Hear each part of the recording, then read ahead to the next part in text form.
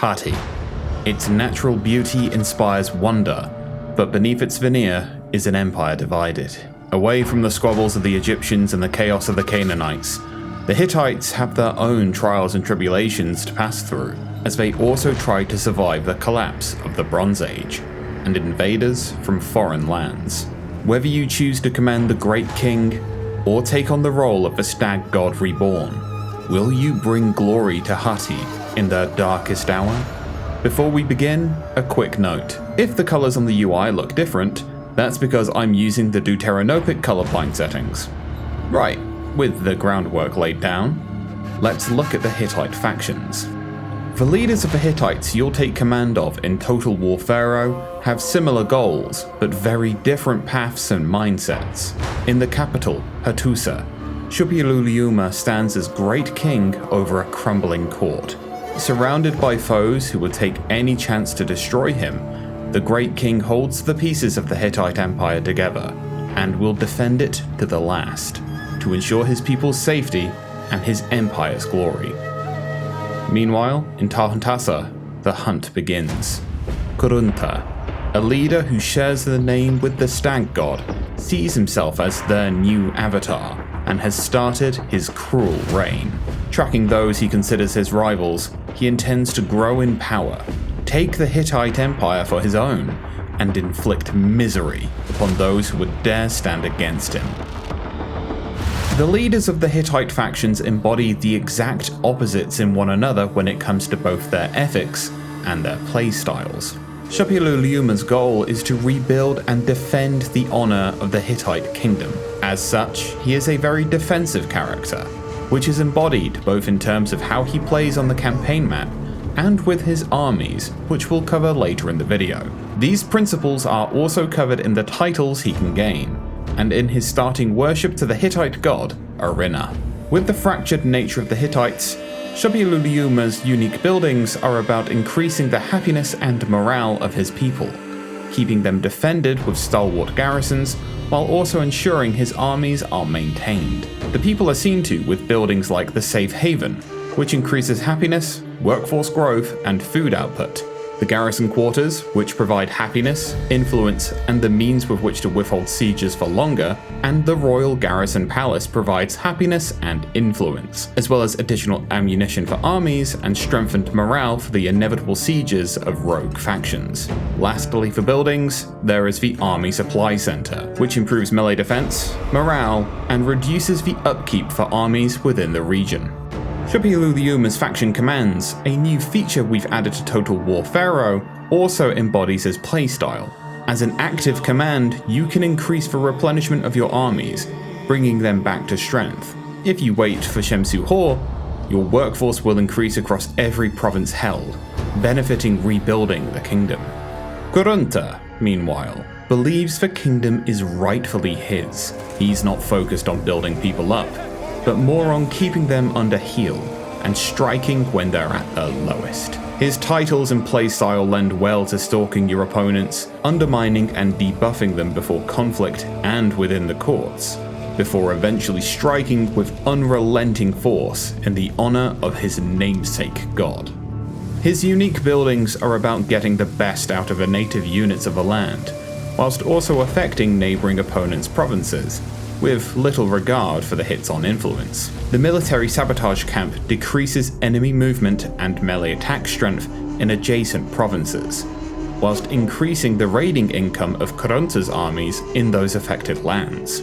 The mercenary hunting village bring experience to armies and food to the masses in provinces they're built in, as well as reducing upkeep at the cost of influence, as these are strangers making homes in these lands.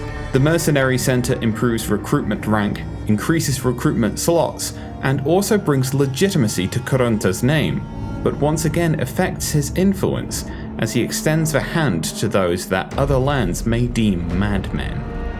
His faction commands, when activated, grant increased income from raising, but he will not be able to colonize ruins. If left until Shemsu-Hor, the morale of his enemies lower, as they fear what his next actions may be. The native forces of Hatti's land do not have to contend with the difficulties of fighting on sand, and instead must combat elements such as rain, fog, and storms. As such, they are normally found wearing much heavier armor than their Egyptian and Canaanite counterparts, and they specialize in fighting in the heavy rains, thunderstorms, and fogs of Anatolia. Two strong traits you can expect to see from the Hittite forces are Mistwalker, which allows units to traverse fog unseen, and Storm Warrior, with which units suffer less penalties when fighting in rain or thunderstorms. Less of a quick, surgical force, and more a wall of nigh impenetrable bronze, the Hittites bring a whole different war of attrition to their lighter armored counterparts on the battlefield. In the highlands of Anatolia, the Anatolian, Kaskian, and Phrygian tribes make their home, answering the call of the Great King. The lighter armored units in their ranks are capable enough, with high speed and skirmishing abilities, as well as being expendable.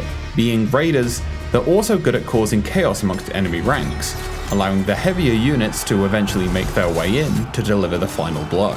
Armored units, such as armored Anatolian spears, are also very capable defensive units, ensuring the line is never broken. In the Anatolian lowlands, Anatolian troops mix with the forces from the Isua tribes. Sharing some units with their highland Anatolian brothers, the Isuan and Luwian forces bring lighter and medium armored forces into the fray. Isuan axemen and renowned Isuan axemen both bring excellent anti-shield combat to the fray, whilst lighter armor units can be utilized to try and thin enemy numbers, or at the very least harass the enemy before heavier units arrive. The major boon the forces of the lowlands bring, however, is ranged infantry. A set of forces Kurunta's unique guard do not harbour themselves. Finally, there are the forces of the Great King. Much like the Pharaoh elite, these are the finest units the Hittite kingdom brings. All units have the Storm Warrior trait, whilst also bearing the high experience and capability you would expect of the Great King's forces. Speaking of the Great King's forces, there's no time like the present to talk about each leader's unique faction units. Chupiluliuma's forces are stalwart defenders. Adorned in heavy armor, they can weather whatever charge you throw at them, being some of the most hardy defenders in these lands. This doesn't mean he's without defensive capabilities, however. His archers can apply pressure to the enemy, harassing them into moving in on the main force. The spear chariots within his army as well can cause devastating blows to undefended missile lines. Combining these with infantry that are strong against shields and chariots, like veteran axemen and spearmen, and resistance to flanking, Chupiluliuma's forces are the sudden dead stop to whatever the enemy throws at them. Kurunta's unique offerings are more of a mixture than his counterparts' forces. Featuring a mix of different armor types and weapons, his forces stand ready for all kinds of melee combat. Hittite chargers, wielding great axes and wearing heavy armor, bring in devastating flanking attacks, while Kaskian warriors move with great speed, sowing chaos with their raiding abilities. Whilst Kurunta's infantry choices are plenty, as mentioned earlier in the video, the only place he falls in is with ranged attacks. While he does have units of Kaskian chariots, which can skirmish and do also have decent speed, this can be seen as a drawback. But like any good hunter, Kurunta knows this, and knows how to weaken the enemy and strike while they're down. These are the Hittite leaders, and their forces you'll be commanding in Total War Pharaoh. From the Great King who'll do everything in his power to rebuild his home, to the usurping hunter who'll take back the throne he believes is his, and he'll ensure everyone will bow. Their civil war has divided their lands, but who will rise up to the challenge, take the throne, and protect their empire from the enemies beyond their borders? Whether you rule with benevolence or fear, are you the Great King who'll weather the storm?